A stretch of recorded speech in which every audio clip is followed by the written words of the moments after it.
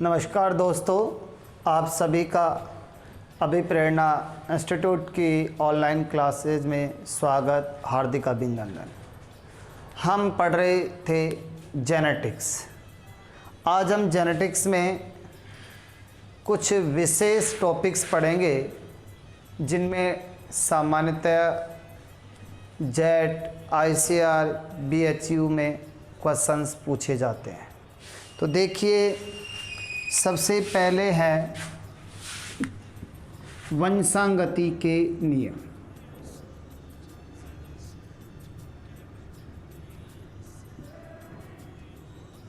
वंशागति के नियम देखिए, सबसे पहला प्रश्न तो यही आ जाता है, वंशागति के जो नियम हैं वो किसने प्रतिपादित किए।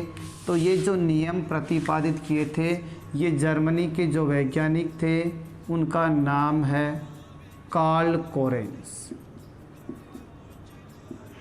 कार्ल कोरेंस ने ये नियम प्रतिपादित किए। वंशागति के कितने नियम हैं? 3। पहला है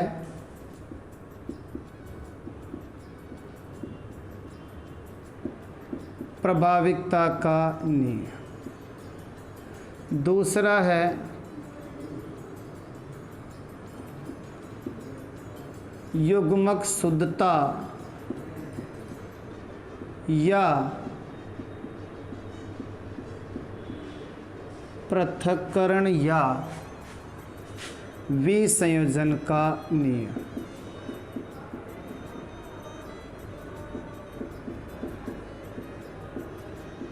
और तीसरा है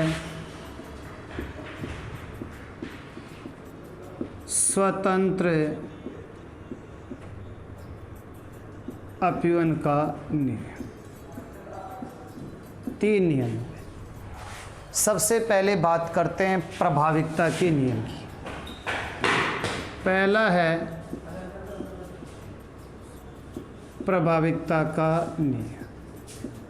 सबसे अहम बात, ये जो नियम है वो है एकल संकर संकरण, एकल संकर संकरण पर आधारित है। काम की बात, ऐसा एग्जाम में पूछा जाता है कि पहला नियम किस पर आधारित है? एकल संकर संकरण। इसका मतलब इसमें ये हुआ कि जब हम एक जोड़ी विपर्यासी लक्षण वाले जनक ले लेते हैं, जैसे लंबा है और ये कौन है? बोना। इससे युग्मक बनाइए, ये युग्मक बन गया, इधर ये बन गया, और फिर क्या बन गया? बड़ा टी और छोटा टी, F1 पीढ़ी में। तो जब एक जोड़ी विपर्यासी लक्षणों वाले जनकों के मध्य क्रॉस कराया जाता है तो F1 पीढ़ी में केवल प्रभावी लक्षण ही प्रकट होते हैं। बड़ा टी है इसलिए प्रभावी लक्षण ही प्रकट होते हैं। यही प्रभाविकता का नियम है। अर्थात F1 पीढ़ी में सभी जो पादप हैं वो कैसे होंगे? लंबे होंगे। सभी पादप लंबे होंगे। और ये कौन सी पीढ़ी थी? F1 खास। तो प्रभाविकता का जो नियम है उसका एक अपवाद है और ये आपको याद रखना है, और वो है अपूर्ण प्रभाविकता।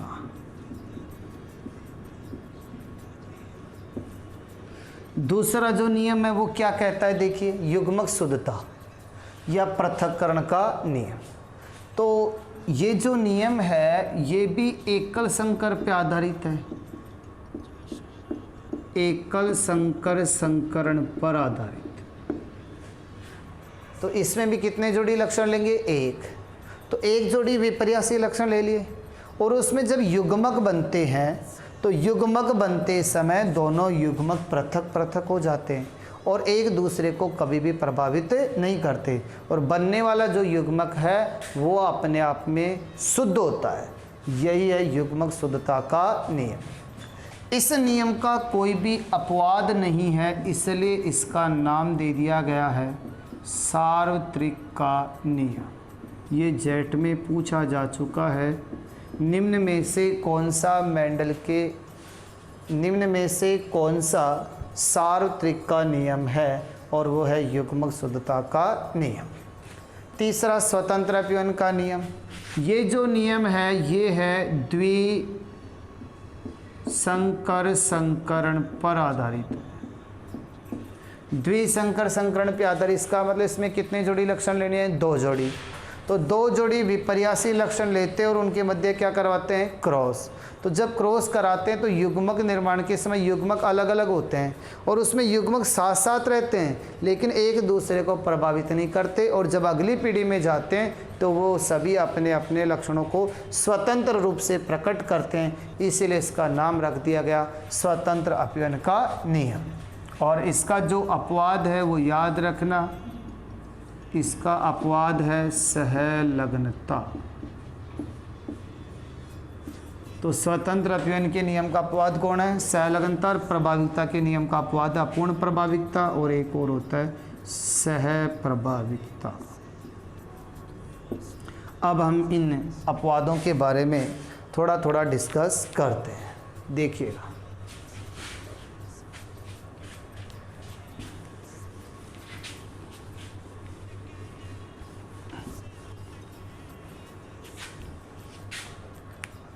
अपूर्ण प्रभाविकता।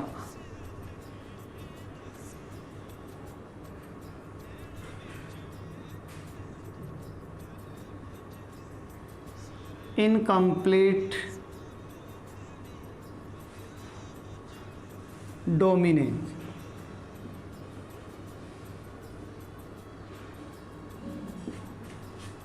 अपूर्ण प्रभाविकता।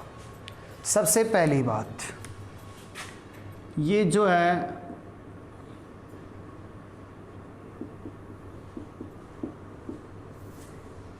प्रभाविकता के नियम का अपवाद।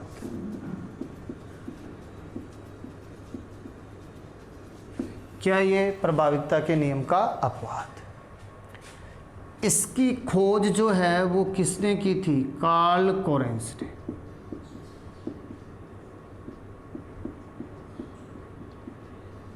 और इसकी खोज कार्ल कोरेंस ने किसमें की? मिराबिलिस ज़लापा।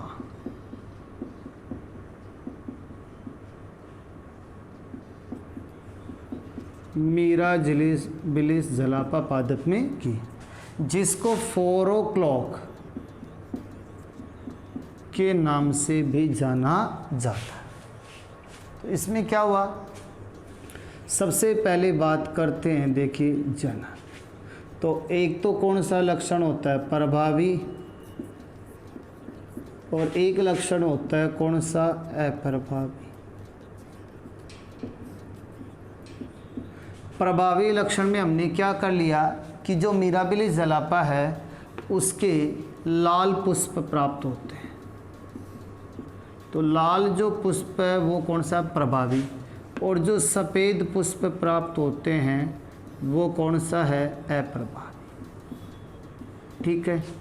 अब रेड RR और इसको ले लिया हमने छोटे RR। अब इसके लिए युग्मक बनाइए। युग्मक बनाने के लिए हम क्या करते हैं? मियोसिस करते हैं। इधर भी कौन सा होगा? मियोसिस। अब देखिए यहाँ पे कितना R1, यहाँ पे कितना R1। अब देखिए बड़ा R और छोटा R, कौन सी पीढ़ी है? F1।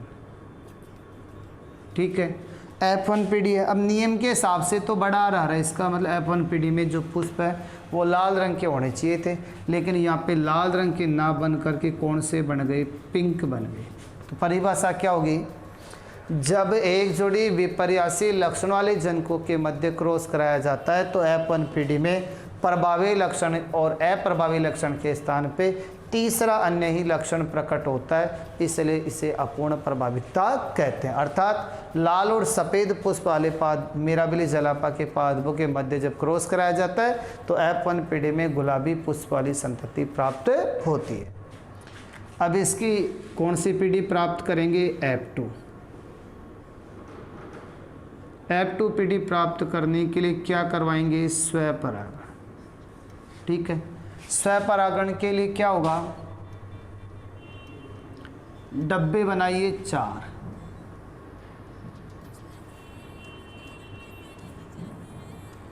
एक बड़ा R और ये छोटा R। बड़ा और छोटा, इस एक का इन दोनों के साथ, फिर इस एक का दोनों के साथ, बड़ा बड़ा, बड़ा छोटा, बड़ा छोटा, छोटा और छोटा, दोनों ही बड़े आ रहे हैं तो रेड, दोनों, ये कौन सा हो जाएगा पिंक, ये भी कौन सा हो जाएगा पिंक, और ये कौन सा हो जाएगा वाइट। ठीक है, अब देखिए F2PD का फिनोटाइप, फिनोटाइप का अर्थ होता है लक्षण प्रारूप, लक्षण प्रारूप। अब देखिए लक्षण देखें तो कौन कौन लक्षण प्रारूप, चाहे फिनोटाइप कह दो और चाहे क्या कह दो जीनोटाइप, सेम ही होंगे। तो देखिए एक तो कौन है रेड, एक कौन है पिंक और एक कौन है वाइट। तो 1:2:1, 3 रेख 4 और 4 संततियाँ। अब इसमें से क्वेश्चन पूछ लेते हैं एग्जाम में कि अपूर्ण प्रभाविता की F2PD में रेड पुष्पों की प्रतिशतता।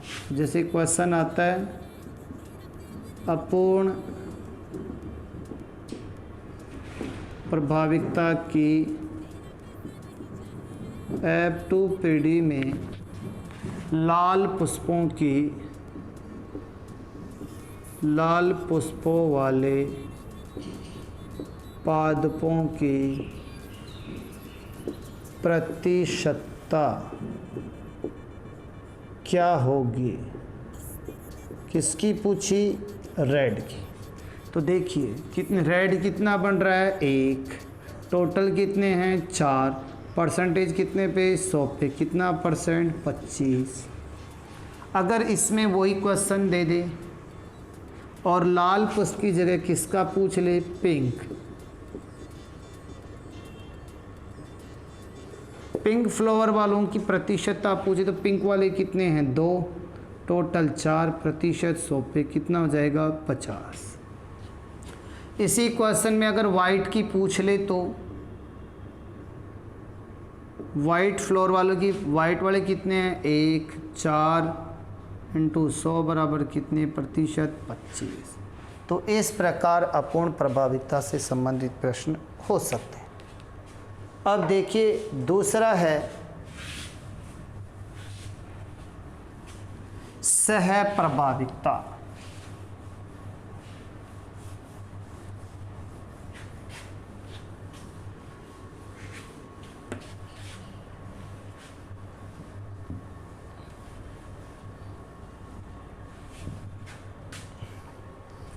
दूसरा अपवाद है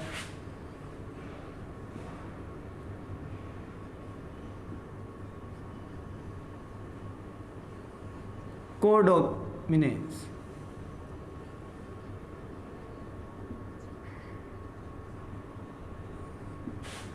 सह प्रभाविता, नाम से पता चल रहा है सह का अर्थ होता है साथ साथ, प्रभाविता का अर्थ होता है प्रकट होना, यानी साथ साथ प्रकट होना। तो पहली बात,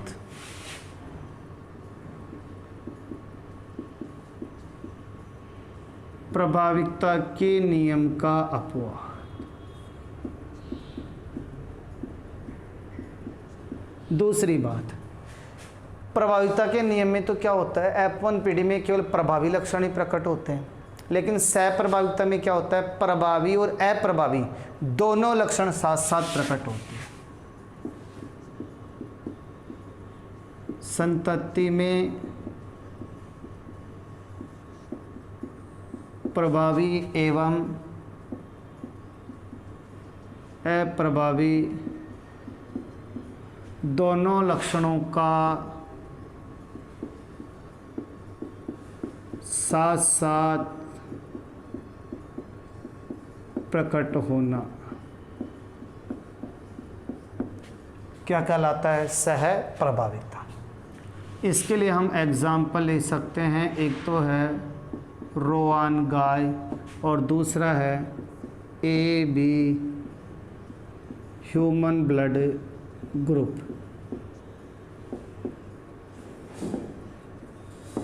अब देखिए रोआन गाय का एग्जाम्पल हम पढ़ते हैं। रोआन गाय, लाल गाय, लाल गाय का मतलब लाल बालों वाली गाय है, और यहाँ पे हम ले लिए सफ़ेद बाल। लाल के लिए हमने क्या ले लिया RR, और सफ़ेद के लिए क्या ले लिया WW। युग्मक बना दीजिए।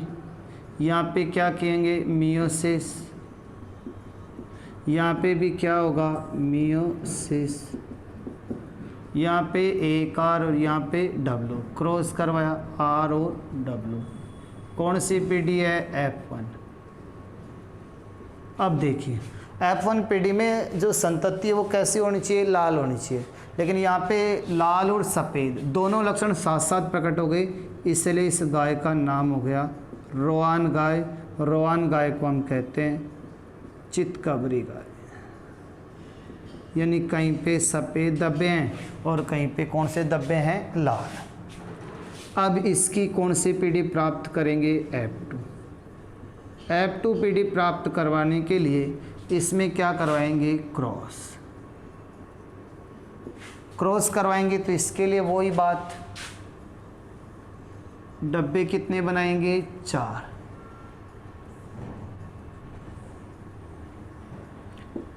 RW RW RR RW RW और WW। ये तो कौन सी हो गई रेड, ये कौन सी हो गई रोआन, और ये भी कौन सी है रोआन, और ये कौन सी है वाइट। ठीक है, अब क्या होगा F2 पीढ़ी का लक्षण प्रारूप व जीन प्रारूप क्या होगा, दोनों पूछ लेते हैं। तो देखिए ये तो कौन है रेड, ये रोआन और ये वाइट, 1:2:1। आपसे ये भी पूछ सकता है F2 पीढ़ी में कुल कितनी संततियाँ उत्पन्न होती हैं, तो कितनी हो गई 4। अब पूछ सकता है आपसे, क्वेश्चन है सह प्रभाविकता की F2 पीढ़ी में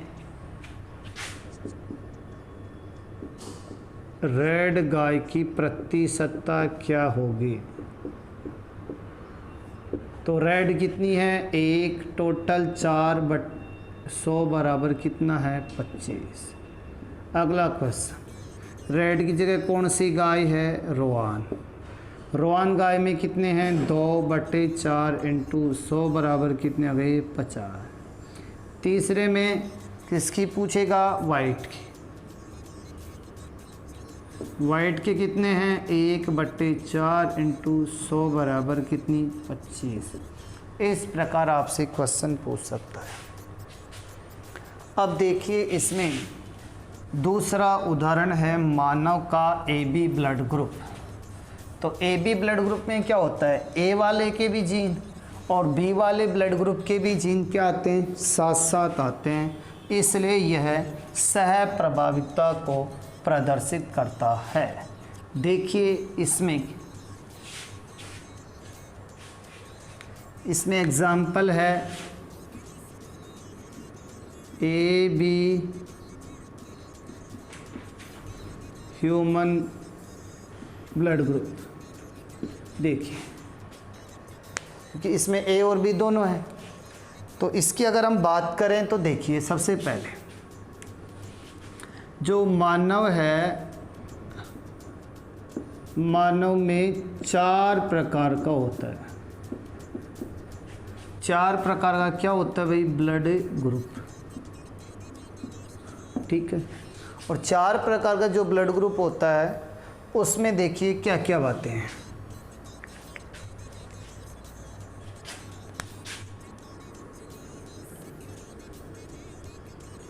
यहाँ पे 1 2 3 4। यहाँ पे हम ले लेते हैं ब्लड ग्रुप।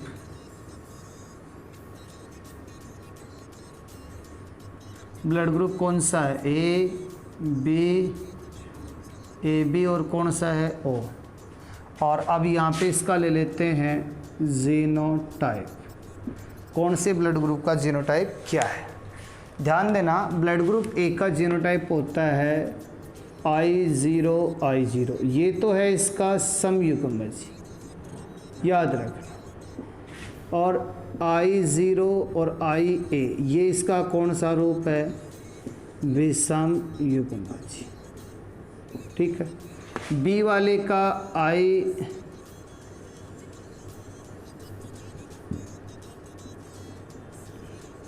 बी और IB ये तो कौन सा है, समयुग्मजी। इसका है I0IB, ये कौन सा है, विषम युग्मजी। AB का है IAIB, इसका सम नहीं होता, विषम युग्मजी है ये। और O का हो जाएगा I0I0, ये कौन सा है इसका। तो देखिए टोटल कितने हो गए, 6, 1 2 3 4 5 और 6। तो सीधा क्वेश्चन आता है मानव ब्लड के कुल कितने जीनोटाइप होते हैं, तो याद रखना 6। तो ह्यूमन ब्लड के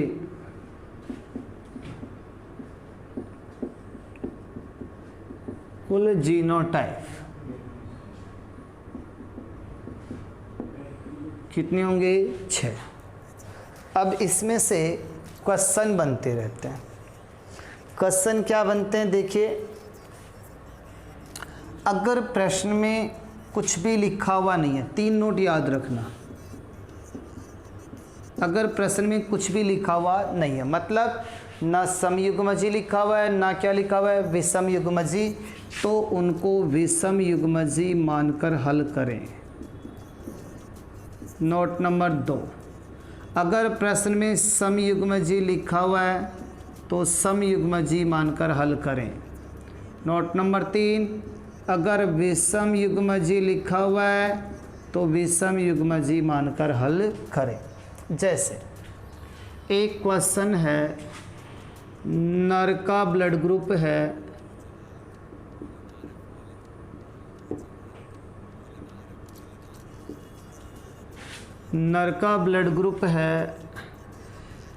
ब्लड ग्रुप यहाँ पे ले लिया नर और यहाँ पे क्या ले लिया, मादा।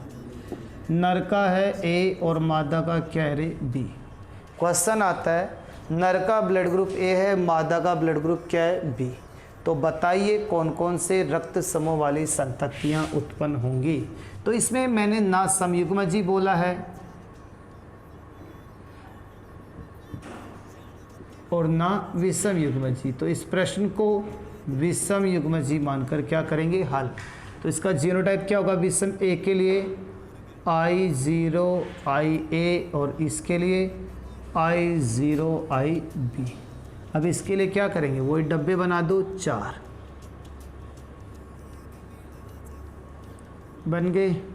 यहाँ पे नर वाला ले लो I0IA, इधर मादा का I0IB। इसमें देखिए I0IA, इसका I0IB, IB और IA। तो ये ब्लड ग्रुप तो कौन सा हो गया, O, ये कौन सा हो गया, A, ये कौन सा हो गया, B, और ये कौन सा हो गया, AB। इसका मतलब चारों ही ब्लड ग्रुप वाली संततियाँ होंगी। तो आपसे पूछेगा कि ए और नर का ए है, मादा का क्या रे, बी। क्रॉस कराते हैं तो ओ ब्लड ग्रुप वाली संतति की प्रतिशतता, ओ वाले कितने, 4 में से कितना है, एक तो 25, इसकी भी 25, इसकी भी 25 और इसकी भी 25। अगला क्वेश्चन देता है, नर है नर और दूसरा कौन है, मादा। तो ब्लड ग्रुप दे रखा है नर का ए और मादा का दे रखा है ओ, और इसका अब आपको समयुग्मजी मान करके हल करना है। समयुग्मजी ए का क्या होगा, IA, ओ का क्या होगा, I0, डब्बे कितने बनेंगे, 4 डब्बे बना दीजिएगा। जैसे IA, IO और IO, IA, IO, IA, IO 0, I0 IA, IA I0, तो ये ब्लड ग्रुप तो कौन सा हो गया A, ये भी A, और ये भी कौन सा A, और ये भी कौन सा A। सारी संततियाँ A ब्लड ग्रुप वाली होंगी, तो A ब्लड ग्रुप वाली की प्रतिशतता कितनी होगी, की प्रतिशतता कितनी प्रतिशत आएगी, 100। A के लिए ये हो गए। अब इसी प्रकार किसी भी तरीके का प्रश्न आपसे पूछ सकता है। अब लेते हैं आगे, पढ़ते हैं इसमें। एक और अपवाद था स्वतंत्र अपव्यय के नियम का, वो है सहलग्नता।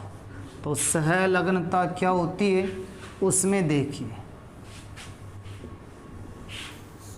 तीसरे अपवाद की बात करते हैं हम लोग, सहलग्नता।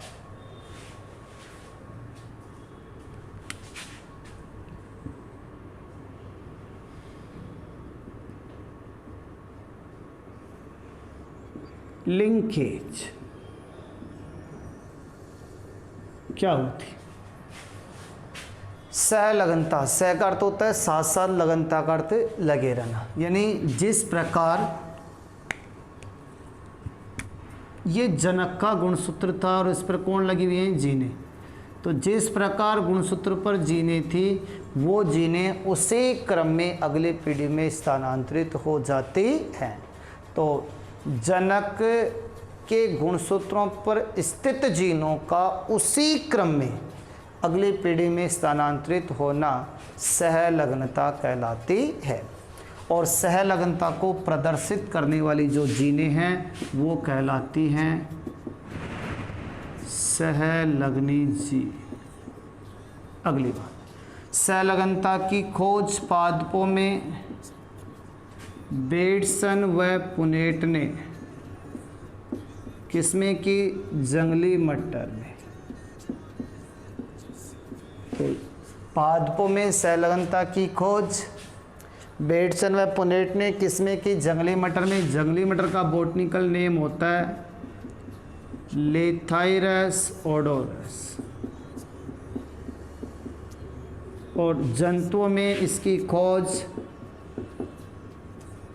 T.H. मॉर्गन ने किसमें की, ड्रोसोफिला मेलानोगेस्टर, यानी फल मक्खी में इसकी क्या की, खोज। गुणसूत्र जो है उस पर जो स्थित जीने हैं वो हमेशा याद रखना रेखीय क्रम में व्यवस्थित होती है। सहलग्नता को मापने की जो इकाई है वो होती है सेंटीमॉर्गन, इसको CM से प्रदर्शित करते हैं। सहलग्नता को प्रदर्शित करने वाली जितने भी जीनें होती हैं वो एक ही गुणसूत्र पर स्थित होती हैं। सहलग्न समूह, सहलग्नी समूह अगर आपको ज्ञात करना हो तो कैसे ज्ञात करेंगे। सहलग्नी समूह का मतलब है अगुणित गुणसूत्रों की संख्या। ये इसका फॉर्मूला है।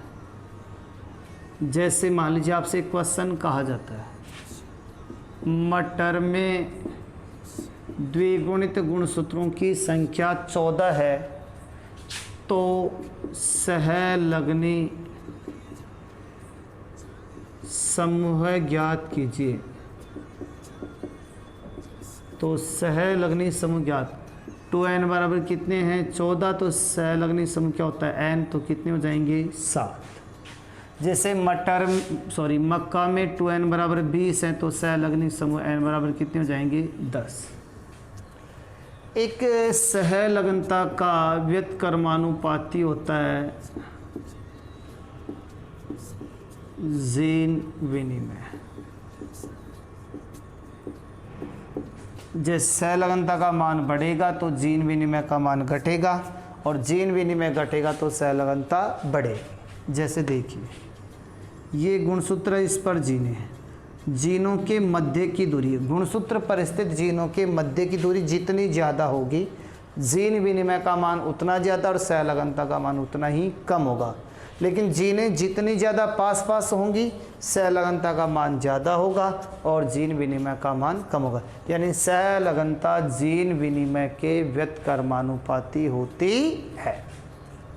आज के लिए इतना ही। Thank you.